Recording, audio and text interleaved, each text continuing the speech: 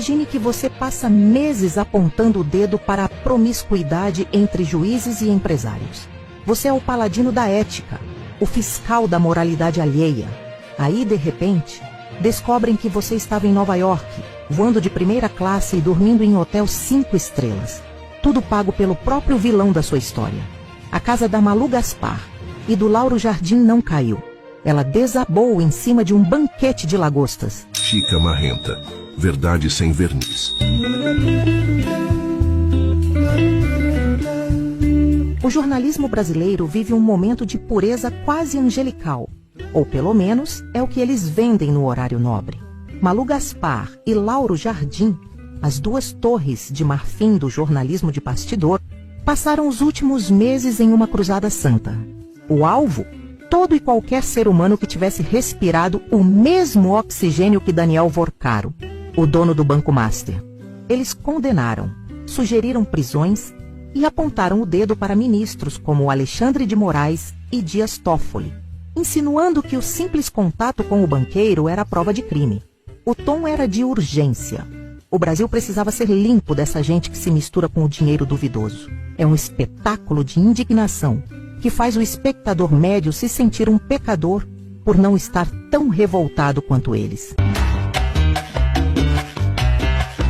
Mas, como diz o ditado, o diabo mora nos detalhes. E os detalhes de Malu e Lauro moram em um hotel de luxo em Manhattan. Acontece que, em meio a essa fúria ética, surgiu um vídeo. Nada de montagem, nada de inteligência artificial. Apenas Daniel Vorcaro, em um evento do Valor Econômico em Nova York, discursando para uma plateia selecionada. O banqueiro, com a tranquilidade de quem assina o cheque da festa, agradece nominalmente aos seus admirados amigos. Entre os nomes citados com carinho especial pelo homem que eles mesmos pintaram como o eixo do mal, estavam Malu Gaspar e Lauro Jardim. Eles não estavam lá cobrindo o evento da calçada. Estavam lá como convidados, com passagens de primeira classe, hospedagem em hotéis, onde a diária custa mais que o salário anual de muitos brasileiros, e jantares que fariam qualquer imperador romano parecer um monge franciscano. O evento foi patrocinado pelo Banco Master. Em resumo, o crítico viajou, comeu e dormiu por conta do criticado. Quando a informação vazou, o silêncio nos corredores do Jardim Botânico foi ensurdecedor. Onde estavam as notas de repúdio? Onde estava a indignação de Malu contra a própria Malu? A narrativa oficial agora tenta tratar o episódio como um compromisso profissional. É fascinante observar a ginástica mental necessária para explicar como um jornalista pode manter a isenção enquanto degusta um vinho de $1.000 pago pelo investigado. A esquerda fake e os setores mais puristas da imprensa entraram em curto-circuito. Eles, que pediam a cabeça de ministros por muito menos, agora balançam a cabeça dizendo que não é bem assim. É a inocência mais culpada da história recente. Eles agem como se viajar de graça com um banqueiro para o exterior fosse apenas uma extensão natural do exercício do jornalismo.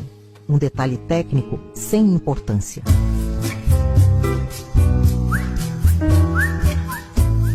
A elasticidade ética aqui é digna de um contorcionista do Cirque du Soleil. Se um ministro se encontra com um banqueiro, é corrupção sistêmica. Se Malu Gaspar e Lauro Jardim viajam para Nova York com tudo pago por esse mesmo banqueiro, é networking. A interpretação criativa da Globo é de que eles estavam lá para entender o mercado. É uma forma poética de dizer que a moralidade deles tem um CEP muito específico e, de preferência, internacional. O fato de Daniel Vorcaro ter chamado Frederick Ketcher, o diretor de jornalismo da Globo, de amigo em público, foi lido pela emissora como mera formalidade social. O cinismo é tão refinado que eles conseguem transformar um patrocínio de R$180 milhões em um apoio institucional à informação. Eles não se lambuzaram. Eles apenas hidrataram a democracia com o dinheiro do Banco Master. Estamos diante de um épico da integridade nacional. Imagine a cena. Malu Gaspar, com seu semblante grave na Globo News. discursando sobre como o Tribunal Superior Eleitoral não pode caçar o governador Cláudio Castro porque os ministros do STF estão sob suspeita. É de uma solenidade comovente. Ela defende Cláudio Castro, que também estava no evento em Nova York, aliás, como se estivesse protegendo a própria Constituição. A seriedade com que ela pinta o governador como um gênio da estratégia política é quase mística. Ela não está apenas dando uma notícia. Ela está erguendo um escudo moral sobre seus companheiros de viagem. Quanto mais firme é a voz dela para atacar Alexandre de Moraes, mais ridícula se torna a situação, pois o ouvinte agora sabe que enquanto ela fala de suspeição, o recibo do hotel dela em Nova York ainda está quente no bolso do patrocinador. O sistema é simples e não precisa de quadro negro para ser entendido. É o algoritmo da vaidade moral alimentado pelo dinheiro real. A estratégia é criar uma cortina de fumaça, onde se ataca o outro para desviar o foco do nós. Enquanto o público se perde na polarização e nos ataques aos ministros, a estrutura financeira por trás da mídia se consolida. A Globo não comprou apenas participação no Nubank, ela trocou publicidade por fatia de banco com Roberto Campos Neto, o homem que facilitou a vida de Vorcaro na vice-presidência. É uma engrenagem de proteção mútua. O jornalista ataca o juiz que incomoda o banqueiro paga a viagem do jornalista e a emissora blinda o político que mantém o ciclo vivo. Não é jornalismo? É um ecossistema de sobrevivência de castas. Há uma sensação de grandeza performática em tudo isso. Malu e Lauro agem como se fossem os últimos baluartes da verdade, os heróis que denunciam o sistema por dentro. É o heroísmo de quem usa o cachecol de grife para enxugar as lágrimas pelo Brasil. Eles se sentem revolucionários por questionar a conduta de um ministro, mas não percebem, ou fingem não perceber, que são apenas a vitrine de um banco. O ato de denunciar a promiscuidade alheia enquanto se está no camarote do investigado não é jornalismo investigativo, é teatro de variedades. Eles não querem mudar o sistema. Eles querem ser os únicos autorizados a usufruir dele sem serem questionados.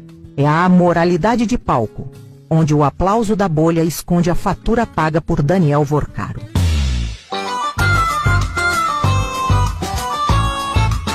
O tiro, claro, saiu pela culatra. A tentativa de criminalizar as relações de Alexandre de Moraes e Dias Toffoli acabou servindo como um holofote sobre as próprias práticas da grande mídia. O ataque virou vitrine. Agora, cada vez que Malu Gaspar abre a boca para falar de ética, o espectador lembra imediatamente do Hotel 5 Estrelas em Manhattan. A indignação seletiva gerou uma curiosidade pública que eles não previram. As pessoas começaram a perguntar: se Vorcaro roubou bilhões, como vocês dizem, por que aceitaram a primeira classe dele? O boicote moral que tentaram impor aos juízes se transformou em uma investigação popular sobre as milhas aéreas do jornalismo profissional. Eles queriam queimar as bruxas, mas acabaram incendiando o próprio púlpito.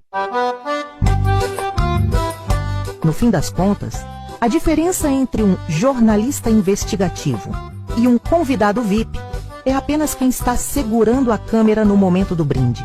Malu Gaspar e Lauro Jardim descobriram que é muito difícil manter a pose de paladino da justiça quando se está com a boca cheia de caviar pago pelo réu.